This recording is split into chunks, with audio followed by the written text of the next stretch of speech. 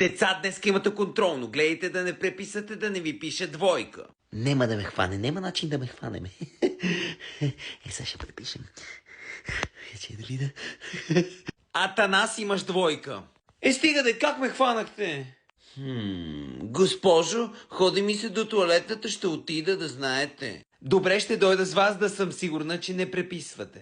Ами, госпожо, вече не ми се ходи до туалетна. Мина ми. Мислихте да препишете в туалетната, пише ви двойка. Ей, Зубър, очилатко, кажи ми колко е корен квадрата от 64 да те смажа, бе.